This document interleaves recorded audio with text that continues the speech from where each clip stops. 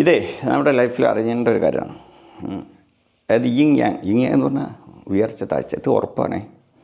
ഇത് എന്താ പ്രശ്നം എന്ന് വെച്ചാൽ നമുക്ക് വിശ്രമം ആവശ്യമല്ലേ.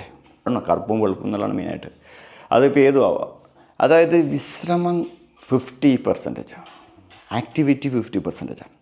അതായത് നമ്മൾ വിശ്രമം എന്ന് പറഞ്ഞാൽ നല്ല സുന്ദരമായ ഉറക്കം 8 മണിക്കൂർ. അപ്പോൾ 8 പോരാ, 12 വേണം ശരിക്കും. അല്ലേ, 12 24 ഈക്വൽ ആവുമല്ലോ.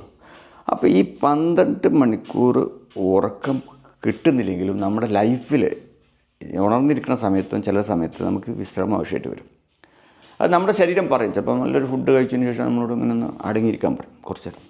ഒരു ചെറിയ മയക്കമൊക്കെ വരും. ആ മയക്കം വരുന്ന സമയത്ത് മയക്കത്തിന് നമ്മൾ വിധേയമാക്കണം.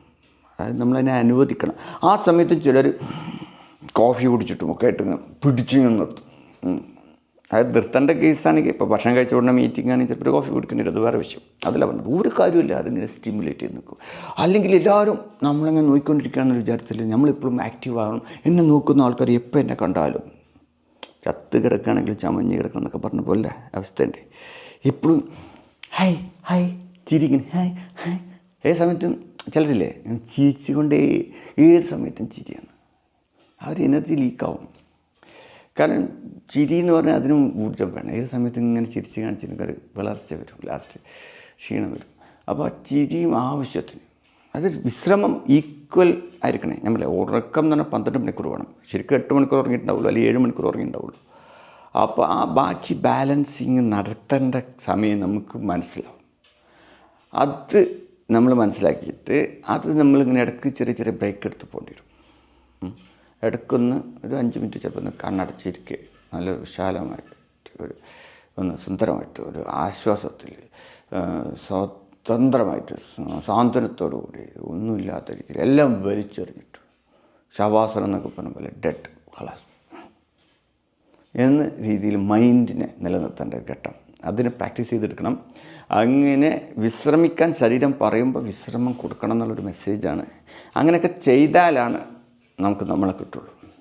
അല്ലാതെ ഏത് സമയത്തും ഇങ്ങനെ ചിരിച്ച് കാണിച്ചെടുത്തുകൊണ്ട് ഞാൻ ഏത് അവസ്ഥയിലാണെങ്കിലും ഞാൻ മറ്റുള്ളവരെ മുന്നിൽ ഇങ്ങനെ ആയിരിക്കണം എന്ന് പറഞ്ഞാൽ നടക്കില്ല. മനുഷ്യനല്ലേ, അതിങ്ങനെ താഴ്ന്നും പൊന്തൊക്കെ പോകുള്ളൂ. അത് മനസ്സിലാക്കിയിട്ട് ഭയങ്കര വയ്യ, അത് ചെറിയ മയക്കുണ്ട്, എന്തിനാന്ന്, ഓക്കെ കുഴപ്പമില്ല. ഇനിയിപ്പോൾ അതിങ്ങനെ വേണ്ടാന്ന് വിചാരിച്ചിട്ട് എന്തിനാ ഒന്ന് എന്നൊക്കെ പറഞ്ഞിങ്ങനെ പിടിച്ച് നിർത്തി മുന്നോട്ട് പോകുമ്പോഴുള്ള പ്രശ്നം എന്താ വെച്ചാൽ ശരീരത്തിന് വേണ്ട വിശ്രമം കിട്ടില്ല.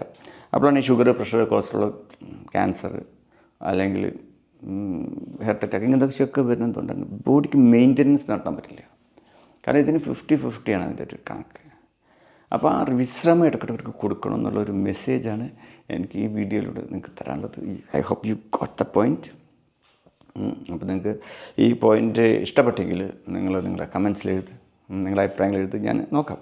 നമ്മളിങ്ങനെ കൂടുതൽ ഫീഡ്ബാക്ക് കിട്ടുമ്പോഴല്ല, ഞാൻ എൻ്റെ ജീവിതത്തിൽ ഒരുപാട് വായിച്ച പുസ്തകത്തിൽ കിട്ടിയ കാര്യങ്ങൾ ഞാൻ ഇവിടെ പറഞ്ഞുകൊണ്ടിരിക്കണം. അപ്പോൾ ഇതിൽ നമ്മൾ ഈക്വലാക്കി കൊണ്ടുപോകണം. ശരീരം പറയണം ഐ നീഡ് റെസ്റ്റ് എന്ന് പറഞ്ഞാൽ ഗീവ് റെസ്റ്റ്.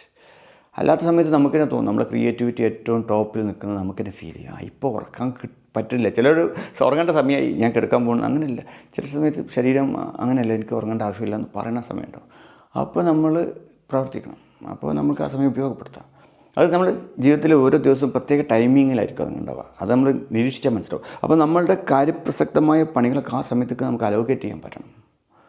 എന്നിട്ട് ശരീരം വിശ്രമം ചോദിക്കുന്ന സമയം എപ്പോഴാണെന്ന് വെച്ച് കഴിഞ്ഞാൽ അപ്പോൾ വിശ്രമം കൊടുക്കാൻ പറ്റണം. എന്നിട്ട് ഫുൾ വിശ്രമത്തിലേക്ക് പോകുന്ന ഒരു വിഷയമല്ല പറഞ്ഞത്. ചില സമയത്ത് നമ്മളൊന്ന് പുഷ് ചെയ്യേണ്ടി വരും.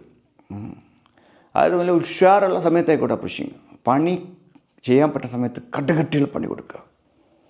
വ്യായാമം, കടുകട്ടിയുള്ള വ്യായാമങ്ങളൊക്കെ ചെയ്യുക. നമ്മൾ ബോഡീനെ പുഷ് ചെയ്യിക്കാൻ, കാരണം വളരണമെങ്കിൽ അത് ആവശ്യമാണ്. എല്ലാം ശരീരത്തിൻ്റെ ഇംഗിതത്തിന് അനുസരിച്ച് അങ്ങ് മുന്നോട്ട് പോയാൽ വളർച്ച ഉണ്ടാവില്ല. അപ്പോൾ ചില സമയത്ത് നമ്മൾ ഒരു ബാലൻസ്ഡ്, പൊട്ടിക്കാൻ പാടില്ല, വളക്കാം, പൊട്ടിക്കത്. അപ്പോൾ വളക്കണ രീതിയിലുള്ള ഒരു സംഭവം ആവാം, പക്ഷെ പൊട്ടിക്കണ രീതിയിലേക്ക് കൊണ്ടുപോയി കഴിഞ്ഞാൽ നമ്മൾ പൊട്ടിപ്പോവും. അതാണ് പാവല്ലേ, നമ്മൾ ഇങ്ങനെ ഒന്നിട്ട് ബുദ്ധിമുട്ടിക്കരുത്.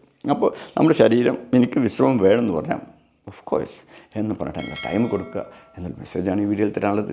Thank you very much.